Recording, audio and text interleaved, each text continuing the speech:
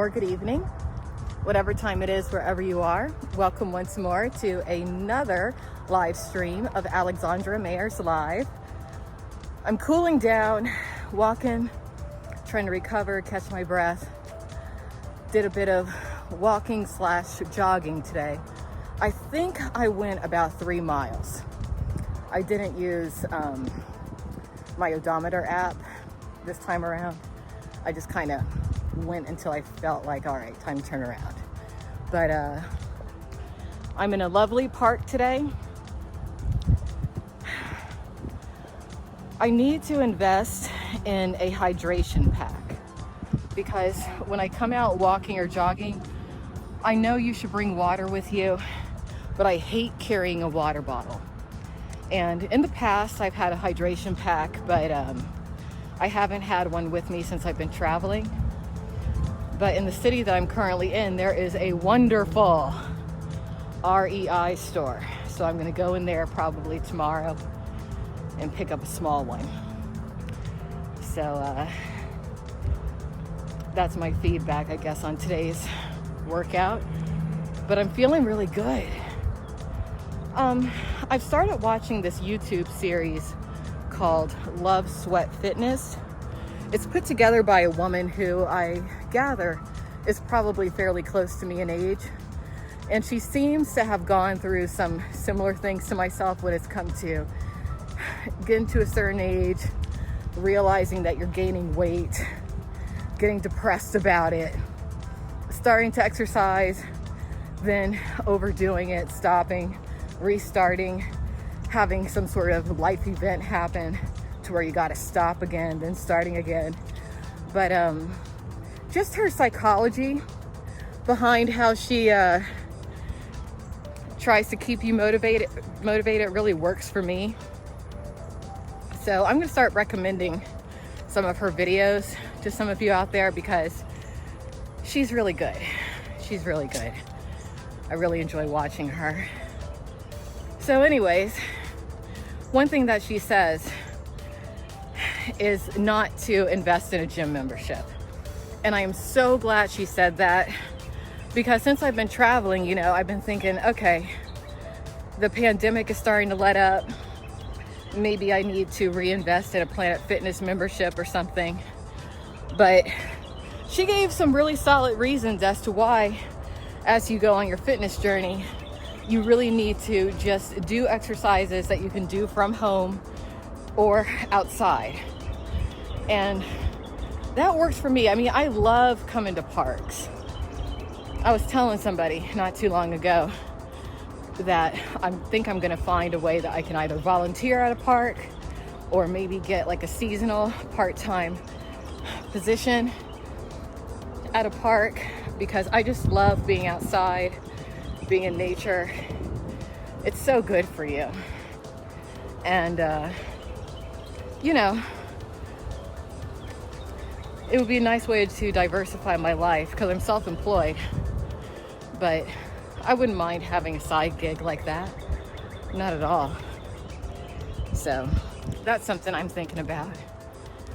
Oh, it's a bit hot out here today, but I'm glad. I am glad. It's good to sweat sometimes. I like sweating. So I don't know if this is broadcasting well or not because I am a bit away from civilization. Not too far, but you know. I'm going to start giving some really in-depth reviews of some of my favorite parks because I have really taken the time to find the best parks to exercise in since I've been traveling. And you know, there's some park guides and everything out there, but some of the guides really, they're not very thorough. But maybe there's a reason. Maybe the people who write them don't want the parks to be overcrowded. That could be it.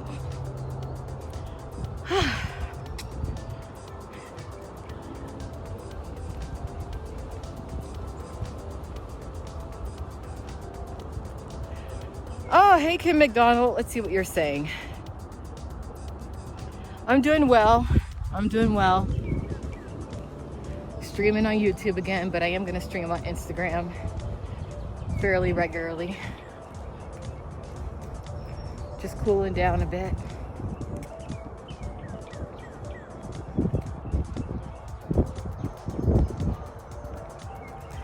I'm gonna turn this camera from my sweaty ass now so that you guys can see my.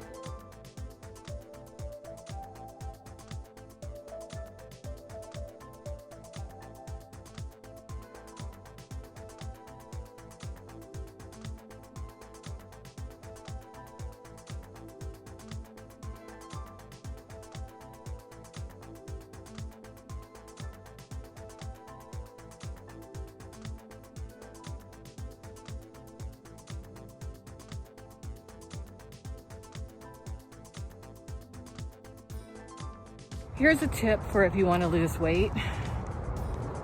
Always have a pair of sneakers and socks in your car. I almost said sneakers and snocks. Always keep sneakers and socks in your car.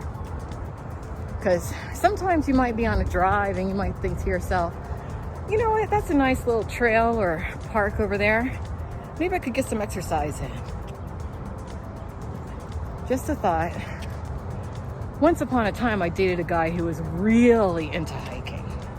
And that's actually what kind of got me into hiking, and more so into the outdoors. But he always carried a pair of hiking shoes in his car because he lived in a state where there were tons of hiking trails. And sometimes he would just be out and about running errands, and he would be upset about something or stressed, and he would go for a hike. He was probably one of the healthiest people, in ideology at least, that I've ever dated. Not healthiest as far as applied ideology though. He did too many drugs. And didn't exactly treat people quite right.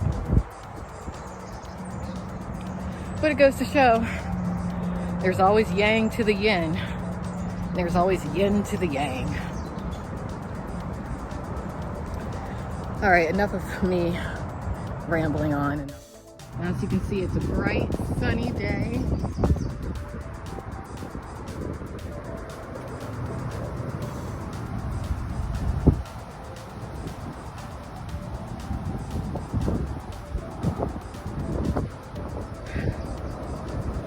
You know what, Goya? I'm more of a go-getter now than I was over the past, I'd say 3 years. And in a way, maybe I'm like, you know, really pushing it because I am 42 now. And I know that my body's not going to hold out forever. I'm hoping that I can remain, you know, fairly fit and healthy until I'm in my 60s. That's the objective. But if I'm gonna do that, I have to get in shape now, like in fantastic shape now in my early 40s. I have to.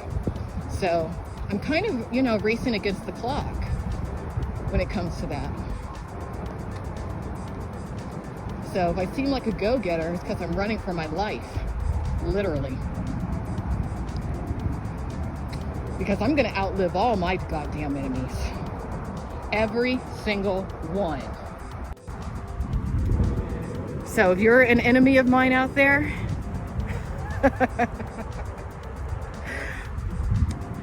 believe me when I say today that I will be pissing and spitting on your graves.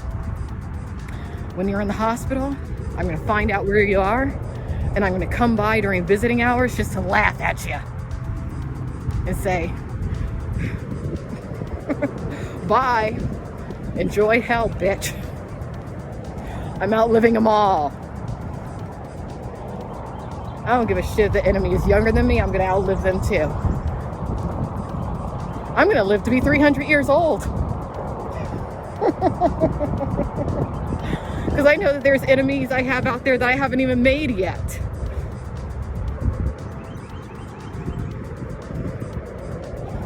Might end up being situations where I have enemies that are multi-generational. That's fine.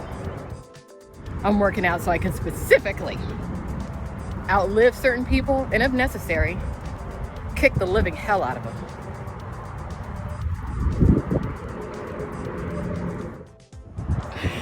Oh, don't get on my bad side, just don't.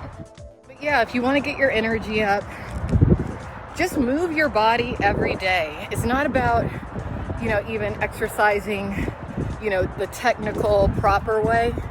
It's just about getting some fresh air, if possible, if it's weather permitting, if you're healthy enough to do so. And maybe just going for a walk. If you live in a safe area, try to take a walk after dinner. That'll help you sleep better. If you don't live in a safe area, save your money for a treadmill. Single women, when you're traveling, look for parks in the suburbs, in nice suburbs, because they're safe. For the most part, it's just a bunch of moms out here and whoever is the park caretaker. So nothing's going to happen to you. Also, if you're traveling and you want to get in shape, invest in a set of hand weights and ankle weights. That way, if you're a digital nomad like me, when you're pacing around, doing whatever it is that you do for a living, wherever you're staying, you can have your ankle weights on, and it helps you burn some calories. So anyway, I'm about to exit this park now. Thank you everybody who hung out with me. I'll re-upload this in high res a little bit later. And take care. Have a wonderful day. Bye-bye.